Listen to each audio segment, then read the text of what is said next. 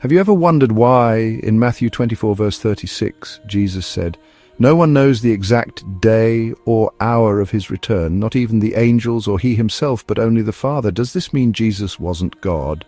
While the Gospel of John stresses Jesus' divinity the strongest and contains remarkable statements in this respect, the Gospel of Matthew is not devoid of statements pointing to Jesus' divinity. Jesus is the Lord Yahweh, Matthew 3 verse 3. The Son of Man is able to forgive sins, and that is a privilege of the deity, Matthew 9 verse 6. He sends out prophets, a divine activity. Jesus is David's son and yet also his Lord.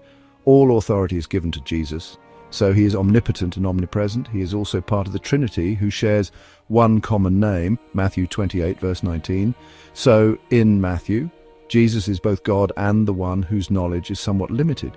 Therefore, when discussing Jesus' limited knowledge, one should not deny that he is God. One cannot and should not give up one truth for the other. The Bible knows a number of paradoxes, and here it looks as if we have another one. Both paradoxical statements are true and must be maintained.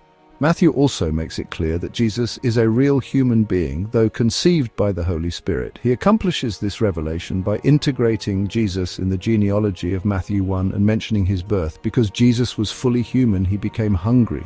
He needed to drink and rest. He was tempted by Satan. He also had fellowship with others. He felt compassion for his people. He prayed to God the Father. He felt disappointed, deeply grieved, left without emotional support from his disciples, drained and deserted by God. As a human being, subject to physical, emotional, and mental needs and participating in the frailty of humanity, Jesus had temporarily emptied himself of certain divine prerogatives, Philippians 2 verses 6 to 8, and became subordinate to the Father who had sent him. So, as a human being, Jesus was limited in various ways. Our text, Matthew 24 verse 36, suggests that Jesus' omniscience was limited. Reading through the Gospel, we also notice that Jesus' omnipresence was limited, but affirmed at the end of the Gospel, namely after his resurrection. The same seems to be true for his omnipotence. Osborne writes, "Jesus is the God-man, and as such is both fully God and fully human.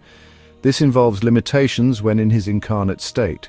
When walking planet Earth, he was not omnipresent and limited himself in his omnipotence and his omniscience." Robert Mounce points out that as the omnipotence of the Son did not come into play in the temptation scene, now his omniscience is veiled in a specific area. Commentators explain that the ignorance on Jesus' part during his incarnation should be seen positively, namely as evidence of his genuine humanity. See the full video for more details. Subscribe, like, and share.